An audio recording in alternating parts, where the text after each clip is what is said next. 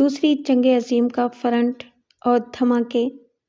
मौत उनके सर पर मंडरा रही थी और ट्रक में लगी हुई आग और असले की पेटियां किसी भी लम्हे फटने को थीं, मगर असलम के लिए ये फैसले की घड़ी थी, जिंदगी और मौत का नहीं बल्कि दुश्मनी और इंसानियत का।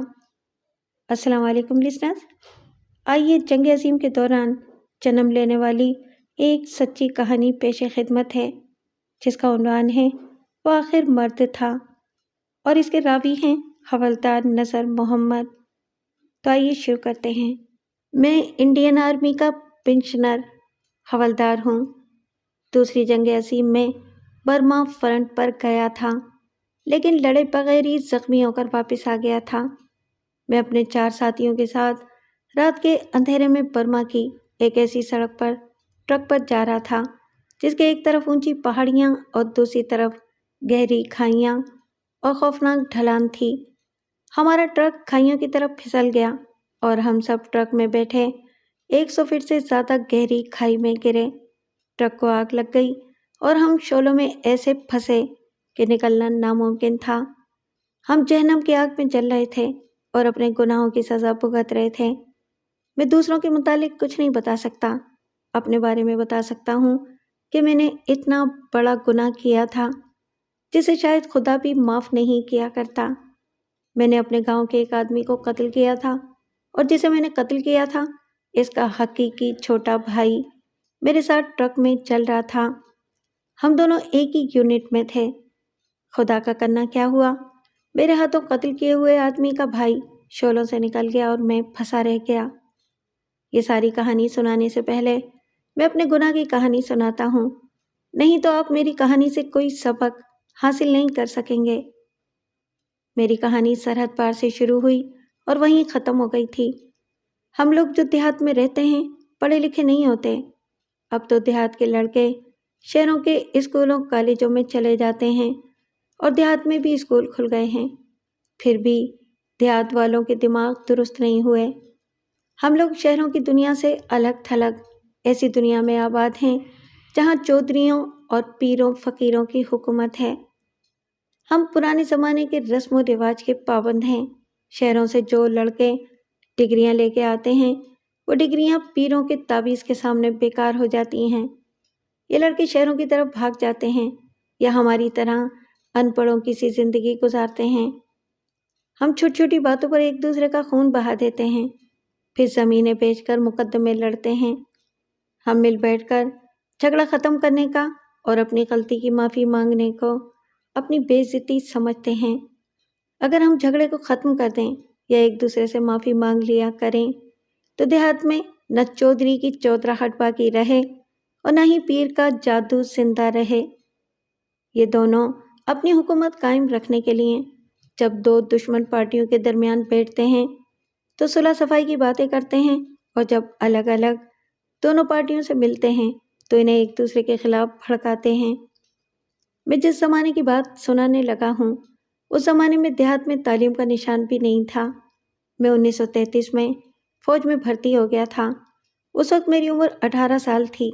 गांव में अपनी बिरादरी के एक घराने के साथ हमारी दुश्मनी थी। अगर मैं आपको दुश्मनी की वजह बताऊं, तो आपको हंसी भी आएगी और शायद गुस्सा भी आए।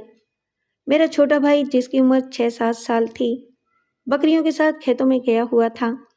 दूसरे घराने का भी एक बच्चा, जिसकी उम्र इतनी ही थी, खेतों में खेल रहा था।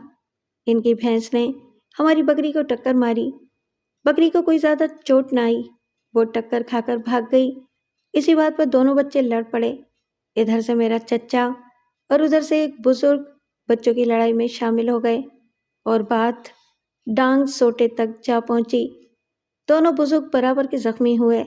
जब दोनों गांव में आए तो दोनों घरों की औरतें मैदान में उतर आईं और अपने अपने दरवाजे के सामने मोर्चे बांधकर नंगी गालियों और शर्मनाक तानों से जंग शुरू कर दी। दोनों घरों में मुझ जैसे 3-3 गबरू जवान मौजूद थे, जो कुल्हाड़ियाँ लेकर बाहर निकल आए। उन दिनों हमारे पीर साहब गांव में आए हुए थे। इनकी गद्दी हमारे गांव से 3 कोस दूर एक बड़े गांव में थी, जो अगस्त 1947 में पाकिस्तान में हिजरत कर आई थी। यहाँ अब वही गुनाह हो रहे हैं جو سرحد پار کی گدی میں ہوا کرتے تھے۔ گاؤں کے بزرگ باہر نکل آئے اور بیچ بچاؤ کر کے خون خرابہ نہ ہونے دیا۔ ہم لوگ جب کلاڑیاں اور لاٹھیاں لے کر ایک دوسرے کے سامنے آ جائیں تو بیچ بچاؤ کرانے والوں کو بھی رگڑ دیا کرتے ہیں۔ ان بزرگوں کی بات ہم اس لیے مان گئے کہ انہوں نے کہا تھا کہ کچھ شرم کرو، پیر دستگیر گاؤں میں آئے ہوئے ہیں، ان کی بددعا سے ڈرو۔ ہم ان کی بددعا سے ڈر گئے اور ایک دوسرے کو یہ دھمکی دے کر اپنے اپنے گھروں کو چلے گئے کہ پیر صاحب کو جا لینے دو، پھر سامنے آنا۔ تھوڑی دیر بعد دونوں گھرانوں کے بزرگوں کو پیر صاحب نے بلایا۔ وہ نمبردار کے گھر ٹھہرے ہوئے تھے۔ بزرگ دوڑے گئے، میں بھی چلا گیا۔ ہم سب نے پیر صاحب کے پاؤں پر ہاتھ رکھ کر سجدہ کیا۔ پیر صاحب نے ہمیں ماں بہن کی گالیاں دیں اور حکم دیا کہ گلے ملو۔ وہ گلے ملے۔ پیر صاحب نے دعائے خیر کی اور جھگڑا ختم کر دیا۔ میرے والد صاحب اور چچا نے گھر آ کر میری ماں سے کہا کہ پیر دستگیر نے سارا کام خراب کر دیا ہے، دعائے خیر کر کے جھگڑا ہی ختم کر دیا ہے۔ میری چچی مرحومہ بھی میرے گھر موجود تھی۔ وہ بڑی جابر عورت تھی۔ میرے چچا کے سر میں 2 لاٹھیاں لگی تھیں۔ میری چچی ان چوٹوں کا انتقام لینا چاہتی تھی، لیکن اپنے خاوند کی ان چوٹوں کے علاوہ اس کے اپنے دل پر ایسی چوٹ پڑی ہوئی تھی جس کا انتقام لینے کے لیے وہ ہمیشہ پریشان رہتی تھی، اور وہ چوٹ یہ تھی کہ ہمارے دشمن گھرانے نے میری چچی کے بیٹے کو اپنی لڑکی کا رشتہ دینے سے انکار کر دیا تھا، جس کی وجہ یہ تھی کہ چچی کا بیٹا آوارہ تھا، گاؤں سے دور ملنگوں کے تکیے پر جا کر جوا بھی کھیلتا تھا اور چرس بھی پیتا تھا۔ ایک بار وہ ڈکیتی کی ایک واردات میں بھی پکڑا گیا تھا، لیکن ثبوت اور شہادت نہ ملنے کی وجہ سے بری ہو گیا تھا۔ آج تو میں بوڑھا ہو گیا ہوں۔ زمانے کی ٹھوکروں اور زندگی کے تجربے نے دماغ اتنا پختہ کر دیا ہے کہ اچھے برے کو سمجھ سکتا ہوں۔ اس زمانے میں جب میں ان پڑھ اور جوان تھا، مجھے بھی غصہ آ گیا تھا کہ اس گھرانے نے میرے چچا زاد بھائی کو رشتہ نہ دے کر ہمارے خاندان کی بے عزتی کی ہے۔ آج میں ہر کسی سے کہتا ہوں کہ اگر آپ کا بیٹا آوارہ، جوئے باز اور چرسی ہے تو اس کے لیے رشتہ مانگنے کے لیے کسی گھر میں نہ جانا، ورنہ ایک لڑکی تباہ ہو جائے گی۔ یہ بہت بڑا گناہ ہے۔ اب اس زمانے کی بات سنیے جب میں نادان اور گنوار تھا۔ چچی نے ہم سب کو اتنا بھڑکایا کہ ہم چچا کے سر کی چوٹوں اور چچی کے دل کی چوٹ کا بدلہ لینے کے لیے تیار ہو گئے۔ چچی نے مشورہ دیا کہ خرچ تو بہت ہوگا، لیکن پیر صاحب کو رات کے کھانے پر بلاؤ اور انہیں بتاؤ کہ زیادتی ہمارے دشمنوں کی ہے۔ ہم نے دوسرے ہی دن پیر صاحب کا انتظام کر دیا۔ ہم بھی اور ہمارے دشمن بھی ان کے مرید تھے۔ شام کے وقت پیر صاحب آئے۔ میری چھوٹی بہن تھی۔ میں یہ کہتے ہوئے کبھی شرم محسوس نہیں کروں گا کہ پیر صاحب جتنی دیر ہمارے گھر رہے، ان کی نظریں میری بہن پر جمی رہیں۔ وہ کسی نہ کسی بہانے میری بہن کو اپنے پاس بلا لیتے۔ میری ماں نے پیر صاحب سے عرض کی کہ کیا پیر دستگیر میری بچی کے لیے دعا کریں اور بتائیں کہ اس کی قسمت اسے کہاں لے جائے گی۔ پیر صاحب نے تسبیح کے دانوں کو اوپر نیچے کیا اور ایک دانے کو ہاتھ میں لے کر کہنے لگے، یہ تو کرما والی ہے، جہاں جائے گی راج کرے گی، اسے کسی وقت گدی پر لے آنا۔ اس زمانے میں جب پیر صاحب میری روح پر بھی سوار تھے، میں بہت خوش تھا کہ پیر صاحب ہم پر مہربان ہیں۔ رات کے وقت میرے والد صاحب اور چچا نے پیر صاحب کو بتایا کہ دشمنوں نے ہم پر زیادتی کی ہے اور ان کی عورتوں نے ہماری عورتوں کو ننگی گالیاں دی ہیں۔ اس کے ساتھ ہی میرے والد صاحب نے ملکہ وکٹوریہ کی تصویر والے 2 روپے پیر صاحب کے قدموں میں رکھ دیے، اور ایسے ہی 2 روپے چچا نے بھی پیش کر دیے۔ اس زمانے میں چاندی کے روپے چلتے تھے اور 1 روپیہ آج کے 20 روپے کے برابر تھا۔ ملکہ وکٹوریہ والا روپیہ زیادہ قیمتی سمجھا جاتا تھا کیونکہ اس کی چاندی خالص ہوا کرتی تھی۔ جب جنگ عظیم شروع ہوئی تو چاندی کی قیمت دگنی ہو گئی تھی۔ لوگوں نے ملکہ وکٹوریہ والے روپے تول کر بیچے اور 1 کے 2 روپے وصول کیے تھے۔ پیر صاحب بہت خوش ہوئے اور فتویٰ دے دیا کہ ایسے دشمن سے انتقام لینا فرض ہے۔ ہمارے حوصلے بڑھ گئے۔ دوسری شام دوسرے گھرانے نے پیر صاحب کی دعوت کی۔ اگلے روز ان کے مرید نے، جو میرا دوست تھا، بتایا کہ انہوں نے پیر صاحب کو 10 روپے دیے ہیں اور پیر صاحب نے ہمارے خلاف فتویٰ دیا ہے۔ اس گھرانے نے چونکہ نذرانہ زیادہ دیا تھا، اس لیے پیر صاحب نے انہیں تعویذ بھی دیے اور کہا کہ جب دشمن سے انتقام لینے کا وقت آئے تو یہ تعویذ پانی میں کھول کر پی لینا، اگر قتل بھی کرو گے تو بری ہو جاؤ گے۔ ہمیں پتہ چلا تو ہم بہت ڈرے۔ دوسرے دن پیر صاحب گاؤں سے چلے گئے۔ 1-2 روز بعد میں اپنے والد صاحب اور چچا کے ساتھ ان کے گاؤں گیا۔ ہمیں سے کسی کو جرت نہ ہوئی کہ پیر صاحب سے یہ کہیں کہ وہ جو فتویٰ ہمیں دے آئے تھے وہی ہمارے دشمنوں کو بھی دے آئے۔ بہرحال وہ میرے والد صاحب کی باتوں سے سمجھ گئے کہ ہمیں ان کے دوغلے فتوے کا علم ہو گیا ہے۔ انہوں نے ہمیں کہا کہ دشمن تمہارے خلاف ضرور اٹھیں گے لیکن فتح تمہاری ہوگی، ڈرنے کی کوئی وجہ نہیں۔ میرے بزرگوں کی درخواست پر انہوں نے ہمیں بھی تعویذ دے دیے اور کہا کہ جب دشمن کے خلاف میدان میں اترو تو یہ تعویذ پانی میں کھول کر پی لینا۔ پیر صاحب نے دونوں پارٹیوں کو تعویذ دیے تھے، اس لیے دونوں پارٹیوں کے حوصلے بلند تھے۔ تھوڑے ہی دنوں بعد ہم نے پانی کی باری پر جھگڑا کھڑا کر دیا۔ ہمارے دشمن بھی بہانہ ڈھونڈ رہے تھے۔ کھیتوں میں کھلی جنگ ہوئی جس میں کوئی مرا تو نہیں، زخمی ہم سب ہوئے۔ میرے والد صاحب نے اعلان کیا کہ جو اپنے آپ کو مرد سمجھتا ہے وہ تھانے نہ جائے۔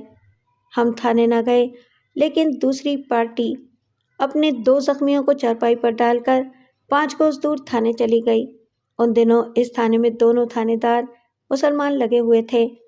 انہوں نے زخمیوں کو اسپتال بھجوا دیا اور ہمارے گاؤں میں آ گئے۔ گاؤں کے نمبردار کے گھر میں انہوں نے ہم سب کو بلایا اور کہا ہم دونوں پارٹیوں کو 5-5 سال کے لیے جیل بھجوا سکتے ہیں، لیکن مسلمان ہوتے ہوئے ہم چاہتے ہیں کہ مسلمان ہندوؤں اور سکھوں کے سامنے ذلیل نہ ہوں۔ کیا تم لوگوں نے ہندوؤں اور سکھوں کو بھی آپس میں لڑتے دیکھا ہے؟ دونوں تھانے دار پکے مسلمان تھے۔ انہوں نے ہمیں بہت شرم دلائی اور رسول کریم صلی اللہ علیہ وآلہ وسلم کی حدیثیں سنا کر ہمیں سمجھایا کہ آپس میں لڑنا جھگڑنا گناہ ہے۔ یہ پہلا موقع تھا کہ ہمیں کسی نے خدا اور رسول سے ڈرایا تھا۔ ہم ڈر گئے۔ بڑے تھانے دار نے ہمیں راضی نامہ کرنے کو کہا اور ساتھ ہی یہ بھی کہا کہ تمہارے دل ایک ہی صورت میں صاف ہو سکتے ہیں کہ ایک دوسرے کے گھروں سے رشتے لو اور دو۔ جب تمہاری لڑکیاں ایک دوسرے کے گھروں میں آباد ہوں گی تو تمہاری دشمنی پیار میں بدل جائے گی۔ ہم یہ بات بھی سمجھ گئے اور وعدہ کیا کہ ہم لڑکیوں کے رشتوں کا تبادلہ کریں گے۔ بڑے تھانے دار نے مجھے اور دوسرے گھرانے کے ایک نوجوان سے کہا کہ تم دونوں کل تھانے میں آ جانا، میں دونوں کو فوج میں بھرتی کرا دوں گا۔ تم گاؤں میں گھومتے پھرتے ایک دوسرے کے لیے خطرہ بنے رہتے ہو۔ تھانے دار نے نمبردار کے سپرد 2 کام کیے، ایک یہ کہ دونوں کو دوسرے دن تھانے بھیج دے اور دوسرا یہ کہ دونوں گھروں کی لڑکیوں کے رشتے ایک دوسرے کے گھروں میں طے کر دے۔ دوسرے دن نمبردار حکم کی پابندی کرتے ہوئے ہمیں تھانے لے گیا۔ ان دنوں فوج میں بھرتی زیادہ نہیں ہوتی تھی۔ تھانے دار نے سفارش کر کے ہمیں بھرتی کروا دیا۔ 1 ہفتے بعد ہمیں ٹریننگ سینٹر بھیج دیا گیا۔ میں اپنے ساتھی کا اصل نام نہیں لکھوں گا۔ ہم ٹریننگ سینٹر میں اکٹھے گئے۔ ہمارے تعلقات اچھے رہے۔ اتنی گہری دوستی تو نہیں تھی لیکن بات چیت ہوتی رہتی تھی۔ گاؤں سے خط آنے لگے۔ میں بالکل ان پڑھ تھا، خط دوسروں سے پڑھایا کرتا تھا۔ یہ بات مجھے اچھی نہیں لگتی تھی کیونکہ گھر کی باتیں دوسروں کو معلوم ہو جاتی تھیں۔ سینٹر میں رنگ روٹوں کو رومن اردو پڑھائی جاتی تھی۔ یہ زبان میرے لیے بیکار تھی کیونکہ میں اس زبان میں گھر والوں سے خط و کتابت نہیں کر سکتا تھا۔ میں نے ایک پڑھے لکھے رنگ روٹ کی شاگردی کر لی۔ وہ 10 جماعت پاس تھا اور اسے سپاہی کلرک کی حیثیت سے بھرتی کیا گیا تھا۔ اس نے مجھے اردو کا باقاعدہ قاعدہ پڑھانا شروع کر دیا۔ میں قرآن بھی نہیں پڑھ سکتا تھا۔ یہ میں نے سینٹر کے مولوی صاحب سے پڑھنا شروع کر دیا۔ گھر سے اس قسم کی خبریں آئیں کہ تھانے دار کی نصیحت کے مطابق میری چچی نے اس گھرانے سے اپنے آوارہ بیٹے کے لیے رشتہ مانگا۔ انہوں نے صاف انکار کر دیا۔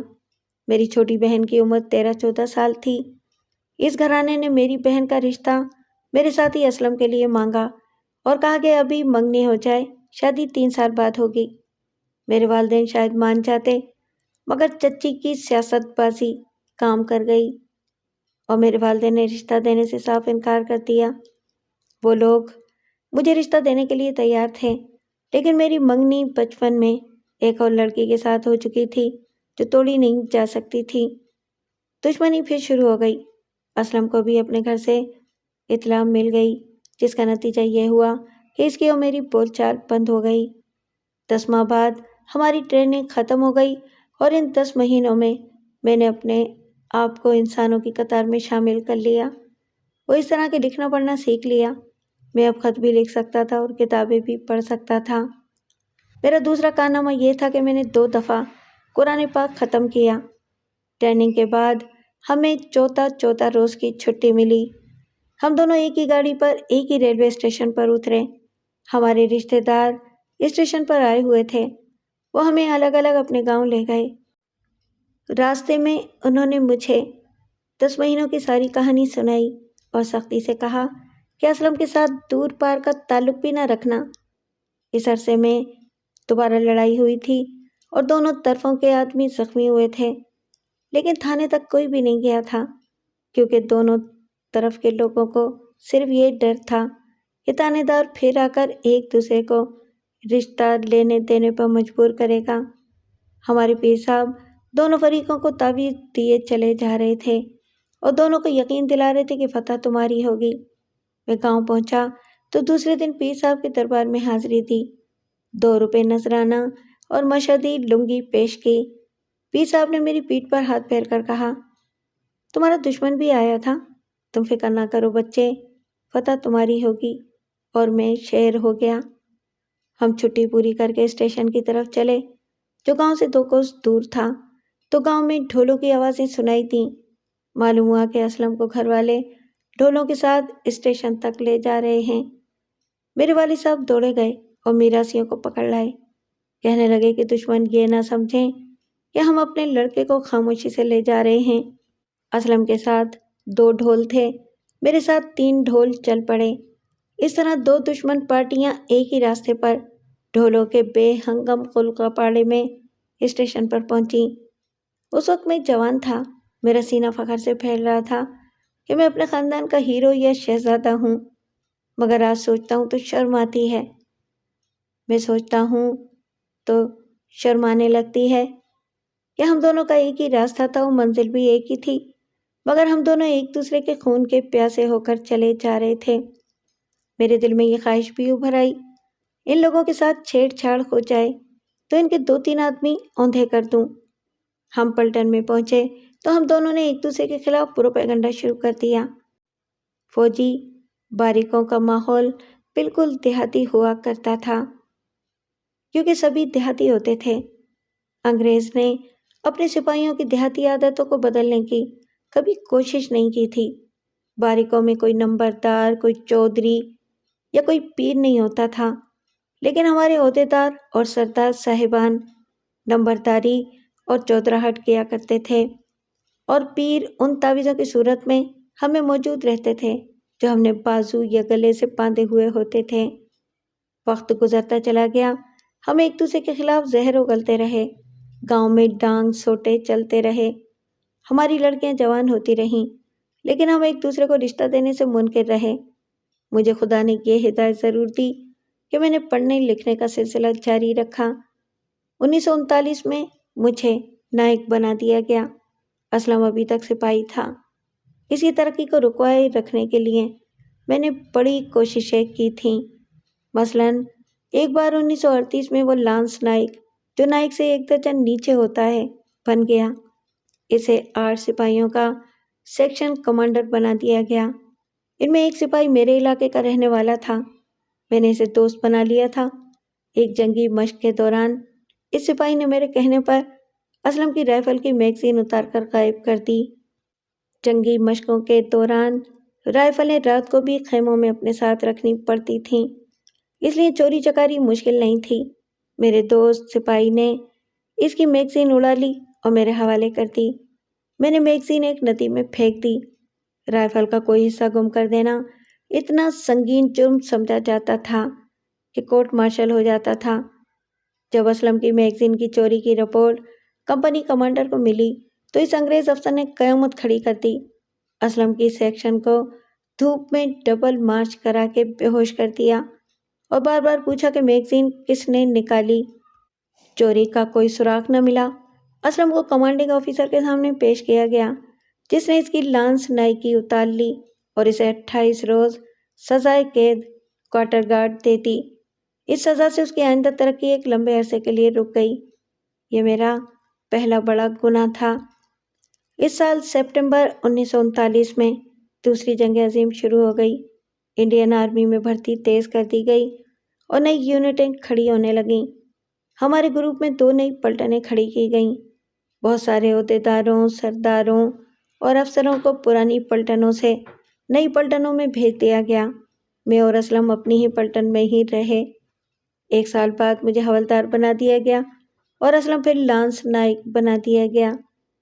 پلٹن میں نئے رنگروٹوں کی ایک پارٹی آئی، جن میں سے 2 اسلم کی سیکشن میں چلے گئے۔ ان میں سے ایک رنگروٹ کو میرے ایک گہرے دوست نے کہا کہ اسلم کی لانس نائکی اتروانی ہے۔ میرے دوست نے اپنے گاؤں والے رنگروٹ کو استعمال کیا۔ ہم نے بہت سی چرس حاصل کی جو اس رنگروٹ کے ذریعے اسلم کے بکس میں رکھوا دی۔ پھر اس رنگروٹ نے کمپنی حوالدار میجر کو رپورٹ دی کہ اس کا سیکشن کمانڈر خود بھی چرس پیتا ہے اور اسے بھی چرس پینے پر مجبور کرتا ہے۔ باریک میں نشے والی کوئی چیز رکھنا یا استعمال کرنا جرم ہوتا ہے۔ حوالدار میجر نے کمپنی صوبے دار کو رپورٹ دی اور صوبے دار نے آ کر اسلم کے بکس کی تلاشی لی اور چرس برآمد کر لی۔ اسلم ایک بار پھر سپاہی بن گیا۔ یہ میرا دوسرا گناہ تھا۔ اسلم بچہ تو تھا نہیں، وہ سمجھ گیا کہ یہ میں ہوں جو اس پر زمین کے نیچے نیچے سے وار کر رہا ہوں۔ وہ مجھے ملا اور کہا، نظر، مرد ہو تو کھلے میدان میں آؤ، بزدلوں کی طرح اندر اندر چوٹیں نہ کرو۔ میں تمہیں سوتے میں قتل کر سکتا ہوں، لیکن جس روز قتل کرنے آؤں گا تمہیں جگا کر قتل کروں گا۔ میں نے اسے کہا کہ آؤ، پھر آدھی ہمت کرو۔ اس نے کہا، تم یہ سمجھ لو کہ تم ہاتھ سے مرو گے اور میں تمہیں للکار کر گولی مار دوں گا۔ اس کی دھمکی خالی لفظوں کی دھمکی نہیں تھی، وہ ایک دلیر اور نڈر آدمی تھا۔ مجھے اچھی طرح علم تھا کہ وہ مجھے جب بھی قتل کرے گا جگا کر اور للکار کر کرے گا۔ 1 سال بعد جاپان دیکھتے ہی دیکھتے سمندروں کو پھلانگتا برما تک پہنچ گیا اور انڈین آرمی نے بڑی مشکل سے بھاگ کر جان بچائی۔ سنگاپور، ملایا میں جو یونٹیں تھیں وہ پوری کی پوری قید ہو گئیں۔ ہمارے گاؤں میں بھی حالت بگڑ گئی جس کا تعلق جاپانیوں کی طرح تھا۔ اسلم نے اپنے گھر پہلی بار ذکر کیا کہ میں اس کی ترقی کس ذلیل اور بزدلانہ طریقے سے دوبارہ واپس کرا چکا ہوں۔ اسلم کے 2 بھائیوں نے انتقام کی اسکیم تیار کر لی۔ ان کی اسکیم بڑی شرمناک اور خوفناک تھی۔ وہ میری بہن کو اغوا کرنا چاہتے تھے۔ مجھے گھر سے ایک خط ملا جس میں والد صاحب نے لکھا کہ میری چھوٹی بہن کھیتوں میں سرسوں کا ساگ چن رہی تھی کہ اچانک اسلم کا بڑا بھائی آ گیا۔ اس کے ہاتھ میں کلہاڑی تھی۔ اس نے میری بہن کو پیچھے سے بازوؤں میں دبوچ لیا اور گرا دیا اور اس کے منہ پر کپڑا باندھ کر اٹھا لے گیا۔ ہمارے علاقے میں کھڈ نالے زیادہ تھے جو چھپنے کے کام آتے تھے۔ وہ آدمی میری بہن کو کندھوں پر اٹھائے جانے کہاں چلا جا رہا تھا کہ سامنے سے ایک اور گاؤں کے 2 آدمی آ گئے۔ یہ میری بہن کی خوش قسمتی تھی، ورنہ اس کا جو حشر ہوتا وہ ظاہر ہے۔ ان آدمیوں نے اسلم کے بھائی کو للکارا۔ ان کے پاس بھی کلہاڑیاں تھیں، وہ انہوں نے تان لیں۔ اسلم کا بھائی میری بہن کو پھینک کر بھاگ گیا۔ ان آدمیوں نے اس کے منہ سے کپڑا نکالا اور اسے گھر چھوڑ گئے۔ میرے والد صاحب نے کوئی کارروائی نہ کی، ایسے چپ رہے جیسے کچھ ہوا ہی نہ ہو۔ انہوں نے مجھے خط لکھا اور پوچھا کہ میں اس معاملے میں کیا کرنا چاہتا ہوں۔ خط پڑھ کر میرا خون کھول اٹھا۔ ایک خیال یہ آیا کہ اسلم کو قتل کر دوں، پھر سوچا کہ اگر قتل ہی کرنا ہے تو اصل مجرم کو کیوں نہ قتل کر دوں۔ میں نے والد صاحب کو جواب لکھا کہ آپ لوگ بالکل خاموش رہیں، میں خود بدلہ لوں گا۔ میں بدلہ لینے کی اسکیم بنا ہی رہا تھا کہ ہماری پلٹن کو فیروز پور چھاونی میں بھیج دیا گیا۔ وہاں سے ہمارا گاؤں زیادہ دور نہیں تھا۔ وہاں پہنچ کر میں نے ریل گاڑیوں کے اوقات معلوم کیے۔ ایک گاڑی دن کے پچھلے پہر چلتی اور ہمارے اسٹیشن پر رات 10 بجے فیروز پور پہنچتی تھی۔ میرے پاس قتل کرنے اور بھاگ نکلنے کے لیے 10 بجے سے 1:30 بجے تک کا وقت تھا۔ اسی دوران مجھے اسٹیشن سے گاؤں تک اور واپس اسٹیشن تک 4 کوس کا فاصلہ پیدل طے کرنا تھا۔ कंपनी सूबेदार के साथ मेरा गहरा याराना था। इसकी अपनी बिरादरी में एक घराने के साथ दुश्मनी थी। मैंने इसे अपनी दुश्मनी की सारी बात सुनाई, अपनी बहन की बेइज्जती की भी कहानी सुनाई और इसे बताया कि मैं असलम के भाई को कत्ल करने के लिए रात भर बारिकों से गैर हाजिर रहूँगा। बारिकों से रात की गैर हाजिरी बहुत बड़ा जुर्म होता है। सूबेदार मान गया। इसने यकीन दिलाया कि वो मुझे बचाने की पूरी कोशिश करेगा। मैंने बाजार जाकर बड़े साइज का चाकू खरीदा और दूसरे दिन की गाड़ी से गांव जाने की तैयारी कर ली।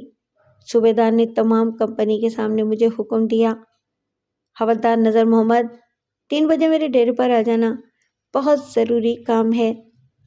मैं 3 बजे चाकू जेब में डालकर बारिक से निकला और सूबेदार के डेरे का रुख किया।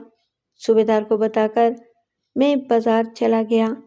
वहाँ से 1 पाव गोश्त खरीद कर रुमाल में बांध लिया और स्टेशन पर चला गया। मैंने गोश्त इसलिए साथ बांध लिया था कि दुश्मनी की वजह से मेरे घर वालों ने रखवाली के लिए कुत्ता रख लिया था। असलम के घर वालों ने भी एक खूंखार किस्म का कुत्ता मंगवा लिया था। ये कुत्ते रात भर जागते रहते थे। मैं 1-2 बार छुट्टी पर गया तो देखा था कि असलम के घर का कुत्ता ज़्यादा खतरनाक और खूंखार था। रात के वक्त गांव के किसी आदमी को घर के करीब से गुजरने नहीं देता था। ये मेरे लिए बहुत बड़ा खतरा था। इसी के लिए 1 पाव गोश्त ले लिया था। मुझे उम्मीद नहीं थी कि कुत्ता गोश्त से राज़ी हो जाएगा। रात 10 बजे गाड़ी ने मुझे अपने स्टेशन पर पहुंचा दिया। रात चांदनी थी। चांदनी मुझे फ़ायदा भी दे सकती थी और नुकसान भी। देहात के लोग दिन भर की मशक्क़त से इस कदर थके हुए होते हैं कि शाम गहरी होते ही गहरी नींद सो जाते हैं। मैं तेज़ी से चलता हुआ गांव पहुंच गया। गांव की गलियां सुनसान थीं। मैं चोरों की तरह दीवारों के साथ चलता असलम के घर के करीब पहुंच गया। मुझे सिर्फ कुत्ते का डर था। वो मुझे कहीं नज़र नहीं आ रहा था। मुझे पहले कुत्ते को देखना था। मैं इधर उधर देख रहा था कि मुझे कुत्ते के कदमों की आहट और हल्की हल्की गुर्राहट सुनाई दी। मैं दीवार के साथ लग गया जहाँ चांदनी का साया था। मुझे कुत्ता अपनी तरफ आता दिखाई दे गया। इसने मेरी बू पाली थी। मेरा दिल धक धक करने लगा। मैंने रुमाल कुत्ते की तरफ इस तरह फेंका कि कुत्ते के पीछे गिरा। कुत्ता रुक गया और पीछे को मुड़ा। इसने रुमाल को सूंघा और इसे मुंह में लिया, फिर इसे पंजों से फाड़ने लगा। वो रुमाल को फाड़ने में मसरूफ़ हो गया और मैं दबे पाँव उस दीवार की तरफ मुड़ गया जिसे फलांग कर मुझे असलम के घर में दाखिल होना था। अप्रैल का महीना था। लोग सहन में रज़ाइयाँ या खेस लेकर सोते थे। दीवार ज़्यादा ऊंची नहीं थी। मुझे फौजी ट्रेनिंग ने बड़ी मदद दी। मैं दीवार पर चढ़ गया। सहन में 6 चारपाइयाँ बिछी हुई थीं। सोने वाले गहरी नींद सो रहे थे। सबने रज़ाइयाँ ओढ़ रखी थीं। सबके मुंह रज़ाइयों से बाहर थे। मैं दबे पाँव दीवार से उतरा। मैंने पीटी शूज़ पहने हुए थे। चाकू निकाल कर खोला और सिरानों की तरफ होकर असलम के बड़े भाई को ढूंढने लगा। वो इनमें नहीं था। मैं अब मौत के मुंह में खड़ा था। घर वाले जागकर मेरा कीमा बना सकते थे। मैंने दिमाग पर जोर दिया कि असलम का भाई कहाँ हो सकता है। मुझे डेवड़ी का ख्याल आया। मैं दबे पाँव डेवड़ी में दाखिल हुआ। वहाँ एक चारपाई बिछी हुई थी। अंधेरे में मैं पहचान न सका कि कौन सोया हुआ है। मैंने डेवड़ी का अंदर वाला दरवाज़ा बंद कर दिया और आहिस्ता से सोए हुए आदमी को हिलाया और असलम के भाई का नाम लेकर पुकारा। वह हड़बड़ा कर जाग उठा तो मैंने फिर उसका नाम लेकर पूछा कि तुम फलां हो ना। इसने पूछा, तुम कौन हो? मैंने जवाब दिया, जिसकी बहन को तुम उठाकर ले गए थे। मैं बदला लेने बहुत दूर से आया हूँ। मेरे हाथ में चाकू है। घर वालों को जगाने की कोशिश करोगे तो चाकू तुम्हारे दिल से पार हो जाएगा। मर्द हो तो हथियार उठा लो और बाहर आ जाओ। पहला वार तुम करोगे। वो आखिर मर्द था। उसने इतना ही किया और इतना ही कहा, मेरे पास कुल्हाड़ी रखी है। तुम भी अगर मर्द हो तो पीठ पर वार न करना। मुझे कुल्हाड़ी उठा लेने दो। मुझे पीर दस्तगीर की कसम, किसी को जगाऊंगा नहीं। वो उठा اور اس نے ڈیوڑی کا دروازہ کھول دیا۔ بولا، باہر آ جاؤ۔ وہ باہر نکل گیا۔ میں بھی اس کے پیچھے باہر نکلا۔ اس کے ہاتھ میں کلہاڑی تھی۔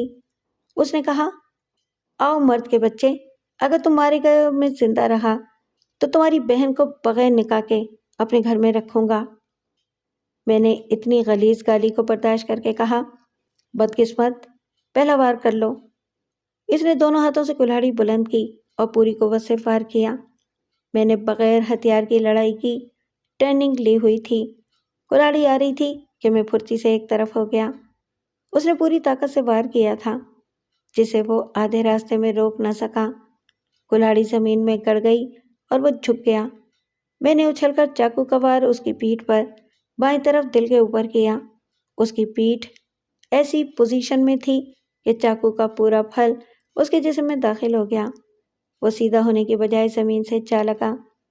اس نے پورا زور لگا کر چاقو کھینچ لیا۔ وہ تنومند مرد تھا۔ اتنا گہرا زخم کھا کر سیدھا ہوا تو میں نے کہا، اب تمہاری باری ہے، میں کھڑا ہوں، وار کر لو۔ اس نے پہلے کی طرح وار کیا جو میں نے خطا کر دیا۔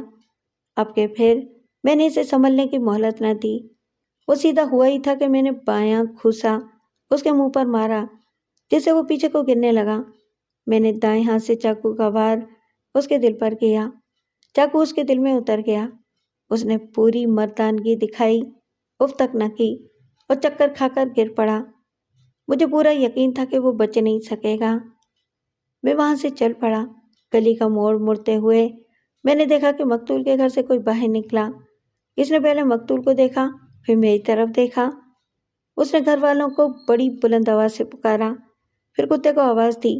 میں دوڑ پڑا اور گاؤں سے نکل گیا، مگر گاؤں کے کسی اور آدمی نے بھی مجھے دیکھ لیا تھا۔ وہ مجھے پہچان نہیں سکا تھا۔ اس نے بھی شور مچا دیا۔ میں تیز دوڑتا ہوا کھیتوں تک جا پہنچا۔ اب چاندنی مجھے نقصان دے رہی تھی۔ مجھے 2-3 کتوں کے بھونکنے کی آوازیں سنائی تھیں اور گاؤں سے معلوم نہیں کتنے ہی آدمی کھیتوں کی طرف دوڑتے ہوئے آتے دکھائی دیے۔ گندم کی فصل پک رہی تھی اور اتنی اونچی تھی کہ میں جھک کر چھپے چھپے بھاگ سکتا تھا۔ میں منڈیروں پر بھاگتا چلا گیا۔ جھک کر پوری رفتار سے بھاگنا آسان نہیں تھا۔ مجھے اب بچ بچا کر ریلوے اسٹیشن تک پہنچنا تھا۔ گاڑی 1:30 بجے آتی تھی۔ کھیتوں میں اب ہر طرف شور و غل تھا اور گاؤں کے سارے ہی مرد کھیتوں میں میرا تعاقب کر رہے تھے۔ مجھے سب سے زیادہ خطرہ کتوں کا تھا۔ میں جھکا ہوا بھاگتا چلا گیا۔ آگے 3-4 کھیت خالی آ گئے۔ میں نے خطرہ مول لے لیا اور گھٹنوں اور ہاتھوں کے بل بھاگتا ہوا یہ خالی جگہ عبور کر کے گندم کے اگلے کھیتوں میں جا چھپا۔ گاؤں والے اپنے کتوں کو پکار پکار کر میرے پیچھے بھگا رہے تھے۔ کتوں کی آوازیں بتا رہی تھیں کہ وہ میری بو نہیں پا سکے اور کہیں دور مجھے ڈھونڈ رہے ہیں۔ کھڈ نالے تو بہت تھے، لیکن وہاں گاؤں والے مجھے ڈھونڈ سکتے تھے۔ میں گندم کی اوٹ میں دوڑتا چلا گیا۔ منڈیروں کے موڑ مڑتے ہوئے مجھے سمت کا خیال نہ رہا۔ میں نے صاف محسوس کیا کہ میرے سامنے سے آدمی آ رہے ہیں۔ میں منڈیر سے ہٹ کر کھیت میں چھپ کر بیٹھ گیا۔ اونچی فصل نے مجھے چھپا لیا۔ بہت سے آدمی میرے قریب سے بھاگتے ہوئے گزر گئے۔ چند ایک آدمی رک بھی گئے۔ میں سانس روکے ہوئے لیٹا رہا۔ مجھے ڈر یہی تھا کہ کتے نہ آ جائیں۔ کتے دور بھونک اور غرا رہے تھے۔ تمام آدمی آگے نکل گئے۔ میں وہیں چھپا رہا۔ 10-15 منٹ بعد میں نے فصل سے سر اٹھا کر دیکھا۔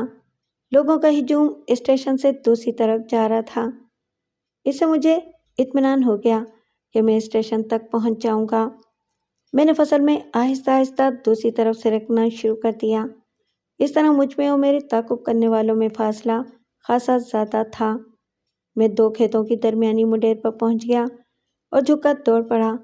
میرے سامنے 2 کوس کا فاصلہ تھا۔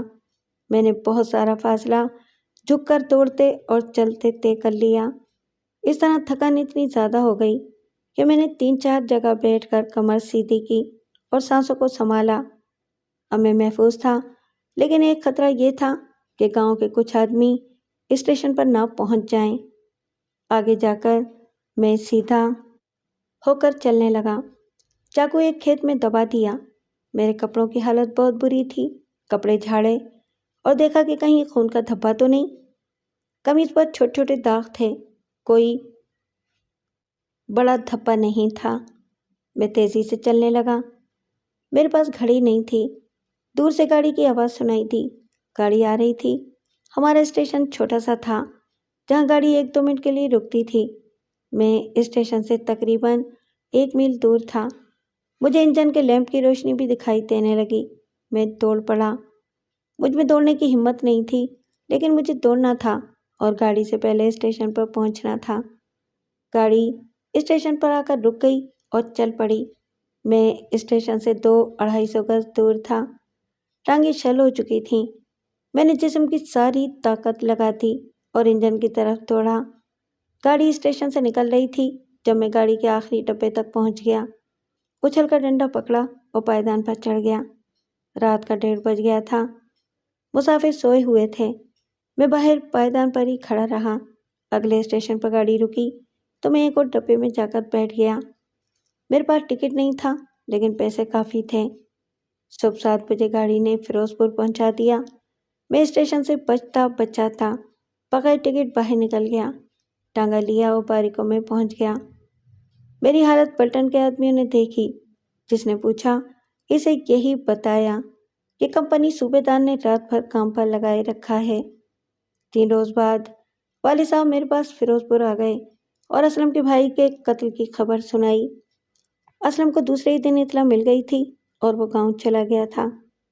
میں نے والد صاحب کو بتا دیا کہ اسے میں نے قتل کیا ہے۔ والد صاحب نے یہ بھی بتایا کہ پولیس نے انہیں تھانے بلایا تھا، دھمکیاں بھی دی تھیں، لیکن پولیس کے پاس کوئی ثبوت نہیں تھا۔ 5-6 روز بعد پولیس میری یونٹ میں پہنچ گئی۔ میرے کمپنی کمانڈر نے مجھے اور میری کمپنی صوبے دار کو بلایا۔ دفتر میں وہی مسلمان تھانے دار بیٹھا تھا۔ اس نے مجھے بتایا کہ اسلم کا بڑا بھائی قتل ہو گیا ہے اور اس کے گھر کے ایک آدمی نے مجھے وہاں سے بھاگتے دیکھا تھا۔ میرے کمپنی صوبے دار نے کہا کہ یہ تو باریکوں میں تھا، چھٹی نہیں گیا۔ انگریز کمپنی کمانڈر کو غصہ آ گیا۔ اس نے دبدبے سے تھانے دار سے کہا، کوئی فوجی باریک سے اتنی دیر تک غیر حاضر نہیں رہ سکتا کہ گاؤں جا کر کسی کو قتل کر دے اور واپس ڈیوٹی پر بھی آ جائے۔ تھانے دار مایوس ہو کر واپس چلا گیا۔ میرے گھر والوں کو پولیس نے بہت پریشان کیا، لیکن قتل کا کوئی سراغ نہ مل سکا۔ 1 ہی مہینہ گزرا ہوگا کہ ہماری پلٹن کو برما فرنٹ جانے کا حکم ملا۔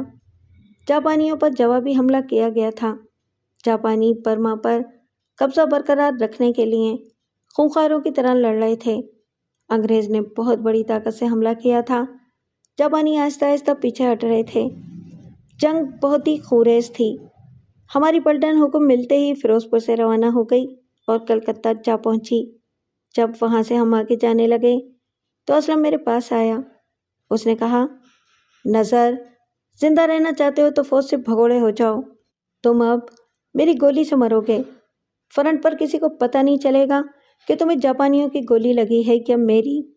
میں تمہیں ایک موقع دیتا ہوں، بھگوڑے ہو جاؤ، لیکن یاد رکھو تمہیں قتل میں ضرور کروں گا۔ میں نے تمہیں خبردار کر دیا ہے۔ اب گولی مارنے سے پہلے تمہیں نہیں بتاؤں گا تم میرے بھائی کے قاتل ہو۔ وہ ٹھیک کہہ رہا تھا۔ برما جیسے فرنٹ پر جہاں دونوں طرف سے گولیوں کی بارش برس رہی تھی، اپنے ہی کسی ساتھی کو گولی مار دینے سے کوئی پکڑ نہیں سکتا تھا۔ میں اسلم کی دھمکی سے چوکنا ہو گیا اور میں نے فیصلہ کر لیا کہ فرنٹ پر جا کر اسلم کو کسی سپاہی کی گولی سے مروا دوں گا یا موقع ملا تو اسے خود گولی مار دوں گا۔ تھوڑے دنوں بعد ہمیں جنگ کے جہنم میں بھیج دیا گیا۔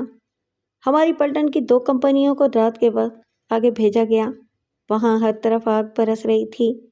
توپوں کے گولوں اور ہوائی جہاز کے بموں سے زمین ہل رہی تھی۔ انسان مکھیوں کی طرح مر رہے تھے۔ ہماری جن کمپنیوں کو رات کے وقت آگے بھیجا گیا تھا، ان میں اسلم بھی تھا۔ 2 روز بعد یہ کمپنیاں واپس آئیں تو دونوں کمپنیوں کی آدھی آدھی نفری ماری جا چکی تھی۔ اسلم ٹھیک واپس آ گیا۔ ان بچے کچے سپاہیوں کو دوسری کمپنیوں میں تقسیم کر دیا گیا اور ہماری پلٹن کو ایک اور پلٹن کی 2 کمپنیاں دے کر ساری پلٹن کو آگے جانے کا حکم ملا۔ اتفاق سے اسلم میری کمپنی میں آ گیا۔ رات کا وقت تھا جب پلٹن کو ٹرکوں میں بٹھا کر آگے جانے کا حکم ملا۔ جاپانی بہت پیچھے ہٹ گئے تھے۔ مجھے ایمونیشن کے ٹرک میں بیٹھنا پڑا۔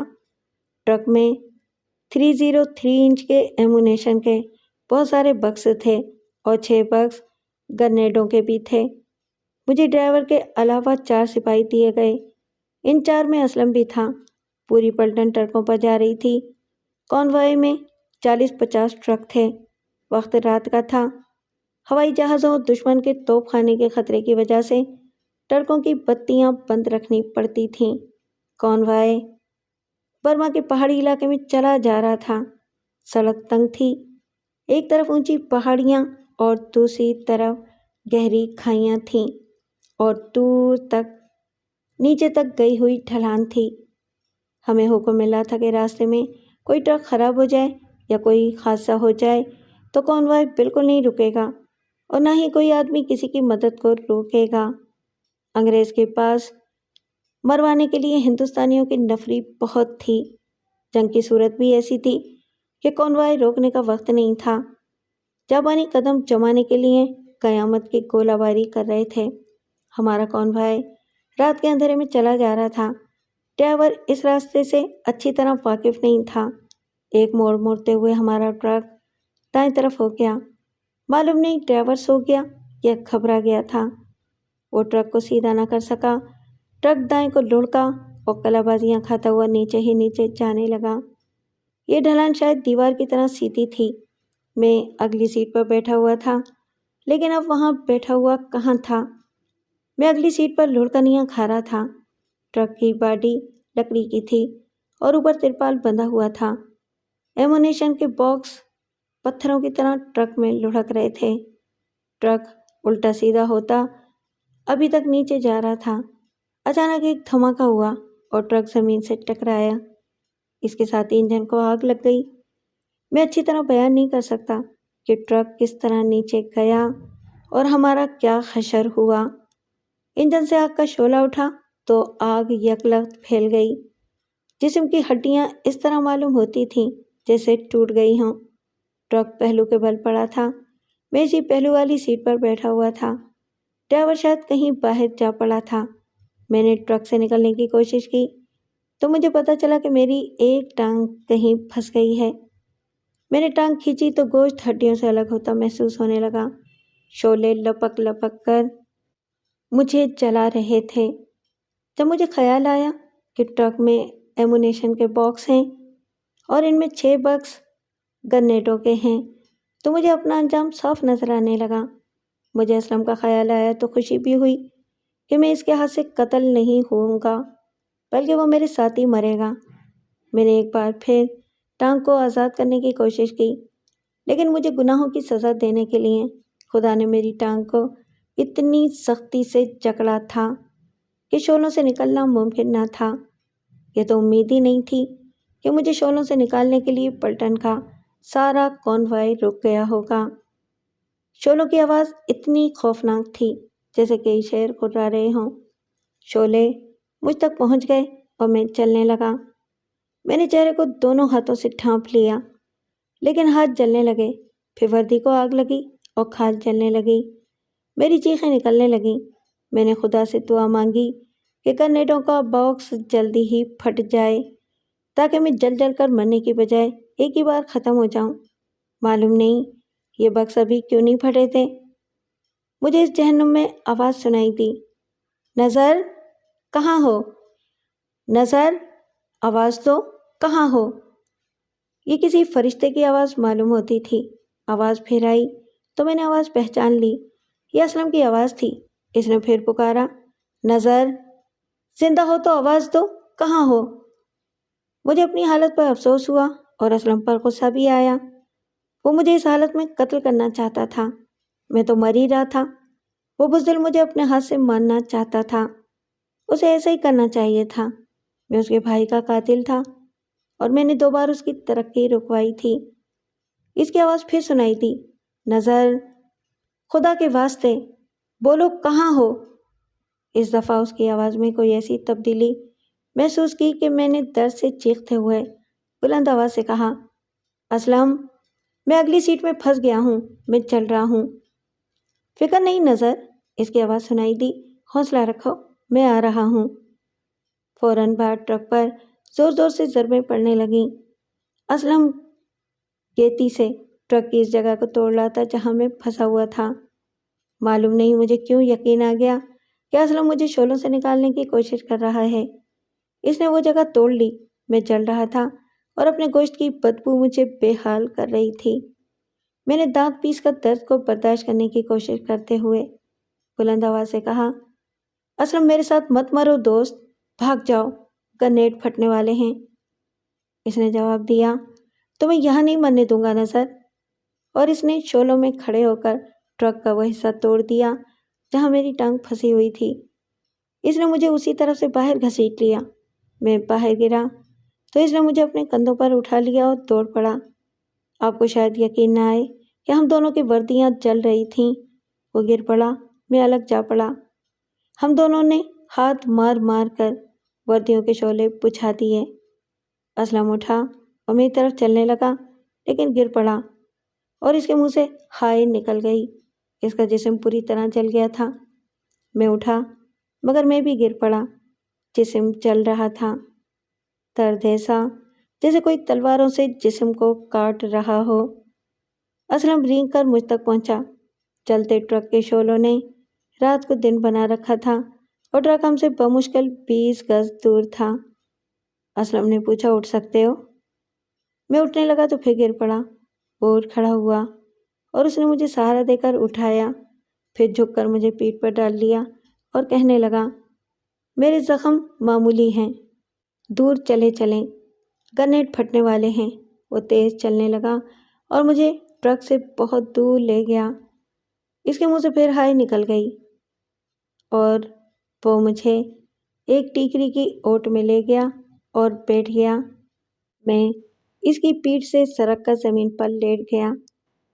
اچانک رات پھٹ پڑی۔ اس قدر زور کا دھماکہ ہوا جیسے 20 توپیں اکٹھی فائر ہوئی ہوں۔ چمک ایسی جیسے سورج ٹوٹ کر زمین پر آ پڑا ہو۔ گرنیڈوں کے باکس پھٹ گئے تھے، ساتھ ہی 303 کا ایمونیشن بھی پھٹنے لگا۔ خدا کا شکر ہے کہ ہم ٹیکری کی اوٹ میں تھے، ورنہ گرنیڈوں کے ٹکڑے ہمارے جسموں کو چھلنی کر دیتے۔ اگر ہم اس دھماکے سے مر جاتے تو اچھا ہی ہوتا۔ آپ تصور نہیں کر سکتے کہ ہم کتنی اذیت ناک درد سے مر رہے تھے۔ جسم کا خون نکل رہا تھا، ٹانگ بری طرح کچلی ہوئی تھی اور سارا جسم چل رہا تھا۔ میں نے اسلم سے اس کا حال پوچھا تو اس نے کہا، میں زیادہ زخمی نہیں ہوں۔ یہ میں نے دوسرے دن دیکھا کہ وہ مجھ سے بھی زیادہ زخمی تھا۔ پیاس سے زبان باہر نکل آئی اور منہ کھل گیا۔ یہی حالت اسلم کی تھی۔ اس نے کہا، تم یہیں لیٹے رہو، میں کہیں پانی تلاش کرتا ہوں۔ وہ اٹھ کر چلنے لگا تو میں نے دیکھا کہ وہ چل نہیں سکتا تھا، پھر بھی وہ چل پڑا اور اندھیرے میں گم ہو گیا۔ میں نزا کی حالت تک پہنچ گیا تھا۔ دماغ میں گزری ہوئی ساری باتیں آ گئیں۔ میرے آنسو نکل آئے۔ مجھے اپنے گناہوں کی سزا مل رہی تھی۔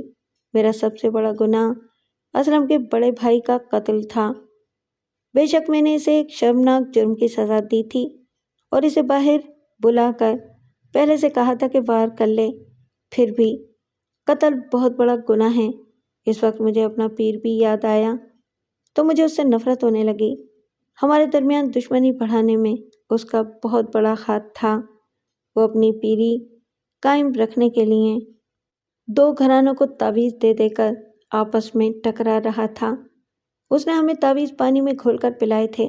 اگر وہ میرا حوصلہ اس طرح نہ بڑھاتا تو میں قتل نہ کرتا اور مجھے یہ سزا نہ ملتی کہ میں جیتے جی جہنم میں چل رہا تھا۔ میں نے خدا اور رسول اکرم کو پکارا اور بلند آواز سے کہا، یا میرے اللہ اور میرے اللہ کے رسول، میرے پیر پیغمبر تم ہو، میں دنیاوی پیروں پر لعنت بھیجتا ہوں۔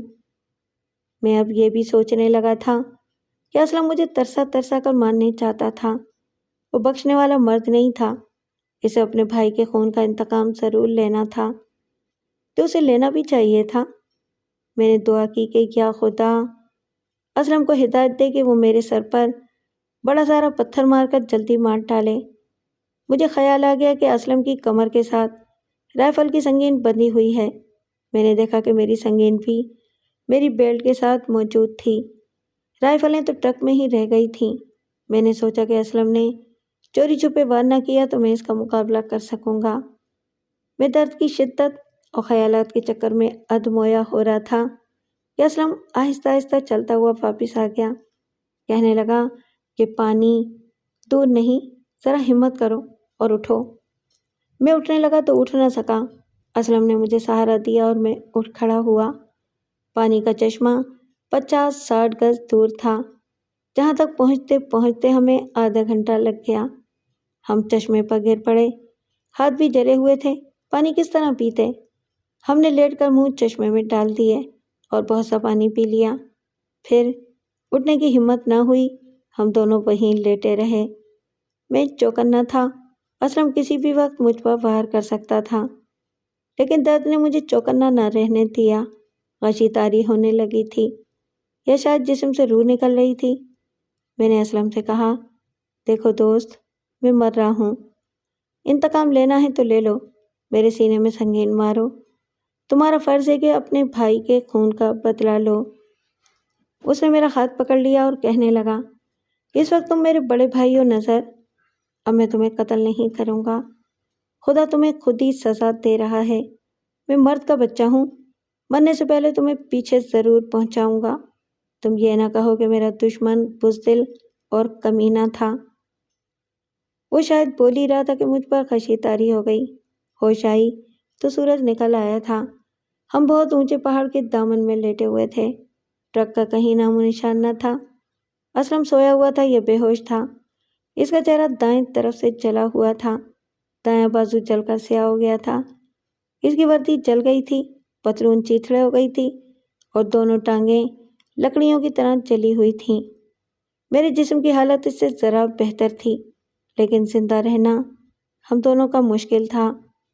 मैंने असलम की हालत देखकर अंदाज़ा लगाया कि वो कितनी बड़ी कुर्बानी कर रहा था। चाहिए तो ये था कि मैं इसे उठाकर पीछे ले जाता। मैंने इसे हिलाया तो उसने आंखें खोल दी और उठने की कोशिश की। मैंने इसे लेटे रहने को कहा, फिर भी वो उठ बैठा और कहने लगा, तुम लेटे रहो, मैं कहीं पानी तलाश करता हूँ। मालूम नहीं मुझे क्या हुआ कि मैंने सर उसके पाँव पर रख दिया और मैं बच्चों की तरह रोने लगा। रो रो कर मैं पागल हुआ जा रहा था। वो उठ बैठा और मेरा सर एक तरफ करके कहने लगा, नज़र, मर्द बनो, होश करो, मैं तुम्हारा छोटा भाई हूँ। मैंने रोते रोते अपनी पेड़ से संगीन निकाली और संगीन उसके हाथ में देकर कहा, असलम, मुझे कत्ल कर दो, मुझे इतनी ज़्यादा सज़ा ना दो। मैं तुम्हारे भाई का कातिल हूँ। असलम, असलम, मुझे कत्ल कर दो। असलम इतनी तकलीफ़ में था कि वो बोल न सका। वो भी रोने लगा। फिर मैं बेहोश हो गया। होश आई तो हम एक खेमे में पड़े थे। असलम मेरे करीबी स्ट्रेचर पर था। हमारे जिस्मों को पट्टियों में लपेट दिया गया था और हमें हर तरफ गोरे सिपाही घूमते फिरते नज़र आ रहे थे। सिर्फ एक हिंदुस्तानी सिपाही नज़र आया। इसे बुलाया तो इसने बताया कि गोरा रेजिमेंट की एक कंपनी इस इलाके की देखभाल के लिए गई थी जहां हम पड़े थे। ये कंपनी हमें उठा लाई थी और ये गोरा रेजिमेंट की रेजिमेंटल एड पोस्ट थी। हमें कलकत्ते के अस्पताल में भेज दिया गया। वहाँ भी हमारे पलंग एक दूसरे के साथ थे। असलम ने मुझे बताया कि वो मुझे ट्रक के करीब से उठाकर रात भर चलता, बैठता और रेंगता रहा था। मैं रात भर बेहोश रहा था। अगर हम वहीं ट्रक के करीब पड़े रहते तो किसी को खबर भी ना होती और हम मर जाते। बाद में ये भी पता चल गया था कि ट्रक में जो दूसरे सिपाही थे वो ड्राइवर समेत मारे गए थे। असलम ट्रक को आग लगने से पहले बाहर जाना पड़ा था। जब उसने देखा कि ट्रक को आग लग गई है और मैं कहीं नज़र नहीं आ रहा तो इसने मुझे बचाने के लिए शोलों में छलांग लगा दी। 2 महीनों बाद हमें अस्पताल से फारिग कर दिया गया, मगर हम दोनों फ़ौज के काबिल नहीं रहे थे। मेरी बाईं आंख की बीनाई ख़त्म हो गई थी और जो टांग ट्रक के किसी हिस्से में फंसकर ज़ख्मी हो गई थी, اس کی بڑی رگیں کٹ گئی تھیں جس سے میں تیز چلنے کے قابل نہیں رہا تھا۔ اسلم کا بایاں بازو کوہنی سے ایسا جلا کہ کوہنی سے دوہرا نہیں ہوتا تھا۔ اس کا سارا ہی جسم چل گیا تھا۔ ہمیں اپنے سینٹر میں بھیج دیا گیا، وہاں سے ہمیں میڈیکل پینشن دے کر گھر بھیج دیا گیا۔ ہم ایک ہی گاڑی سے اپنے اسٹیشن پر اترے۔ ہم دونوں کے گھر والے ہمارے استقبال کے لیے اسٹیشن پر موجود تھے۔ جب ہم گاڑی سے اترے تو دیکھا کہ میرے گھر والے کھڑے تھے اور اسلم کے گھر والے ان سے دور الگ کھڑے تھے۔ ان کے درمیان دشمنی قائم تھی۔ میں نے اسلم کے ساتھ طے کر لیا تھا کہ ہمیں کیا کرنا ہے۔ میں اسلم کے رشتہ داروں کی طرف اور اسلم میرے رشتہ داروں کی طرف چلا گیا۔ ہم دونوں نے ایک دوسرے کے بزرگوں کے پاؤں چھوئے اور بغل گیر ہو کر ملے۔ ان کی حیرت ان کے چہروں سے ظاہر ہو رہی تھی۔ ہمارے جلے ہوئے چہرے دیکھ کر وہ اور زیادہ پریشان ہو رہے تھے۔ تھوڑی دیر بعد ہمارے رشتہ دار ہمیں ملنے کے لیے ایک دوسرے سے آ ملے۔ اس وقت میں نے سب سے کہا کہ ہم اکٹھے گاؤں کی طرف جائیں گے۔ ہم نے انہیں پہلے ہی لکھ دیا تھا کہ ہم پر کیا بیتی ہے۔ دونوں کے لیے گھوڑے آئے ہوئے تھے۔ ہم گھوڑوں پر بیٹھے اور گاؤں پہنچے۔ رات کے وقت میں نے اپنے والد صاحب، چچا، والدہ اور بڑے بھائیوں کو سنایا کہ اسلم نے میری جان کس طرح بچائی ہے، حالانکہ وہ مجھے قتل کی دھمکی دے چکا تھا۔ میں نے انہیں آگ اور اس کے بعد کے ہیبت ناک مناظر سنائے تو ان پر وہی اثر ہوا جو میں پیدا کرنا چاہتا تھا۔ ادھر اسلم طے شدہ پروگرام کے مطابق اپنے گھر والوں کو سنا رہا تھا کہ میں نے اس کی جان بچائی ہے، حالانکہ یہ بالکل جھوٹ تھا۔ میں نے اپنے والدین سے کہا کہ میں اس خاندان کے ساتھ راضی نامہ کرنا چاہتا ہوں کہ میں اپنی بہن کا رشتہ اسلم کو دوں گا۔ یہ سنتے ہی میرے بزرگ گہری سوچ میں پڑ گئے۔ کوئی بھی رضامند نہ ہوا۔ جب میری تمام دلیلیں بیکار ثابت ہوئیں تو میں نے انہیں کہا کہ اگر تم نے میری بات نہ مانی تو میں بہن کو قتل کر کے خود پھانسی چڑھ جاؤں گا یا خودکشی کر لوں گا۔ ادھر اسلم کو بھی یہی مشکل پیش آ رہی تھی۔ بہرحال بہت کوشش کے بعد ہمارے بزرگ ملنے پر راضی ہو گئے اور رشتہ بھی طے ہو گیا، پھر شادی بھی ہو گئی۔ ہمارا سب سے بڑا کارنامہ یہ تھا کہ گھر والوں نے مجھے اور اسلم پر بہت زور دیا کہ ہم پیر صاحب کے دربار میں حاضری دے آئیں، کیونکہ ہمیں انہی کے تعویذوں نے نئی زندگی دی ہے۔ لیکن ہم نہ گئے۔ یہاں سے ایک اور کہانی شروع ہوتی ہے کہ پیر نے ہمیں نفاق ڈالنے کے لیے کیا کیا ذلیل حرکتیں کیں، لیکن میں اور اسلم آگ کے شعلوں میں سے گزر کر اور موت کے سیٹ سے نکل کر ایسی منزل پر پہنچ گئے تھے جہاں دنیا کے پیر و مرشد کی کوئی حیثیت نہیں تھی۔ میں نے اور اسلم نے نئی زندگی کا آغاز پیار و محبت سے کیا اور آج سارا گاؤں ایک برادری کی طرح آباد ہے۔ میرے اور اسلم کے بچے جوان ہو گئے ہیں۔ میری ایک لڑکی اسلم کے بیٹے سے بیاہی ہوئی ہے اور اسلم کی ایک بیٹی میرے بیٹے کے گھر آباد ہے۔ ہم نے اپنی اولاد کو اپنی عبرتناک کہانی سنائی تھی اور ہم گاؤں کے بچوں کو یہ کہانی اکثر سنایا کرتے ہیں۔